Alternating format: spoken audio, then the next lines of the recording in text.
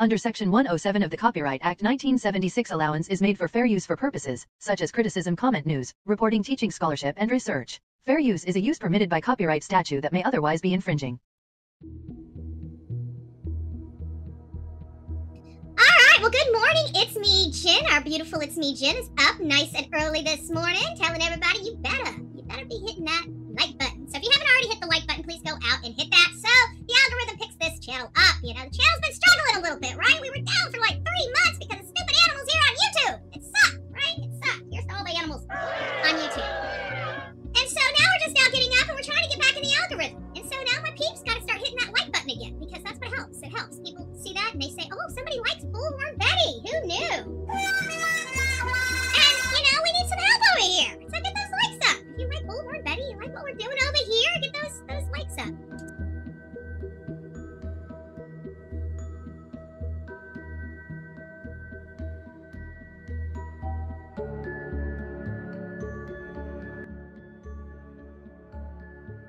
Usually has somebody take him to school and somebody to pick him up every single day. So why, after having such a wonderful weekend, would Sebastian just decide randomly to walk off? One thing that I've learned about this case is that I don't know anything about this case, and right when I think I do know something about this case, something shows its ugly head or rears its information, and it changes the dynamic of this case. But the one thing that hasn't changed the dynamic of this case, in my opinion so far, has been the fact that everything keeps going back to that house and back to his mother and his stepfather. Now, while I'm not pointing the fingers or wagging my, guilty wand at them, I am raising my eyebrow and side-eyeing both Chris Proudfoot and Katie Proudfoot. They were both told, and I heard this, and I hear this multiple times in cases, and I want to make sure that it's clear for the record for anybody that's here. Yeah, there's going to be a lot of people that call families and tell them not to deal with Bullhorn Betty, right? Anytime you receive a call and you hear that you shouldn't be dealing with me, it's because these people think you're guilty.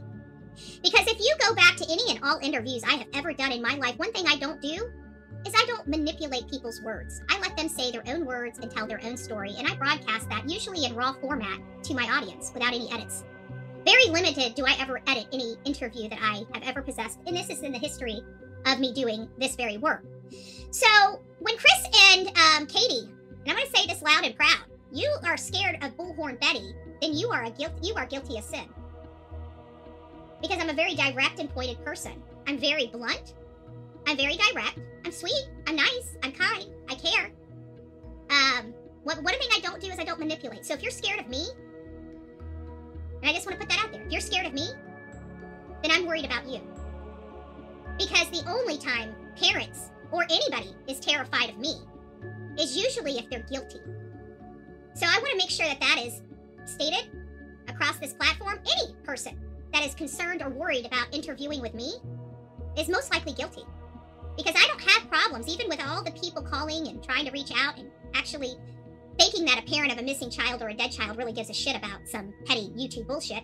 But these people on the hate channel that people support like you, right? Those awful bitch channels that don't get off their ass to even provide one banner, one flyer. And they could literally have a child missing next door, and I guarantee they wouldn't even get off their ass to go out and put a flyer up on their own electric pole. But they would literally prevent somebody from getting help. Real help from somebody that's there, boots on the ground, over some petty YouTube bullshit. Do you think these people care about the outcome of the case? Do you think these people care about whether this child is found or not? Do you think these people care? No. They care about their name. They care about going against me at all costs. They don't care who they hurt doing it. And these are people and channels that you choose to support. So I'm hoping that you guys choose a better life and stop supporting these people that literally abuse parents. Your son has tons of garbage on his head and being eaten alive by maggots while you drive around and go to the store and get to live your life like nothing happened. Leilani, I hope when you close your eyes at night, you see your son's face. You ain't worth mine too either, baby killer, supporter, protector.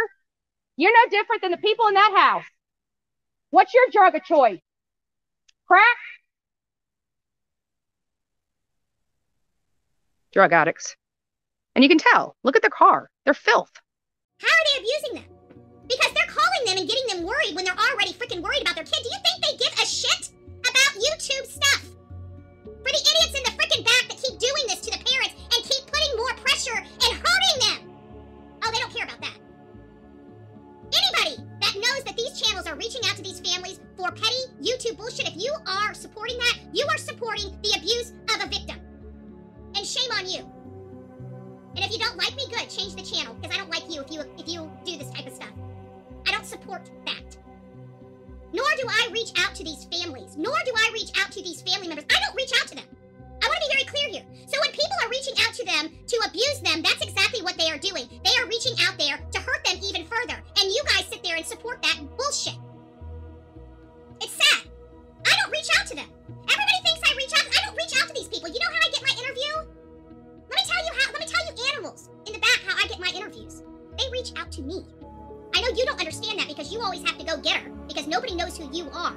Nobody likes you. Nobody knows who these channels are. These echo chambers, these little 15,000 channels that are just mean and bitch. Do you think Sebastian Rogers' case care? Do you think his father gives a shit? He doesn't. He wants his son. He wants his son. And you know what they're doing? We have another creator, boots on the ground, that had been there searching with his father, and because of these animals, many people went home because of the shit they stirred. They stopped these searches. They injured this family, and any hate channel that supported this are part of the injury, and any of you that support that, change the tune, because I don't want you being caught up in being part of the injury as well. You can't support garbage channels doing horrible things to victims of crime, and then expect not to have blood on your hands too. We have the entire interview of Chris Proudfoot and Katie Proudfoot, that very first interview that we had, and I want to play it in its entirety. It's about 20-something minutes, but I think we all need to see it. This is the first time I've seen the entire interview. I've been on multiple channels. Maybe somebody has shown it, the entire interview, but I have personally not seen it until yesterday. And so when I personally saw it yesterday, I thought, you know what? My audience needs to hear this entire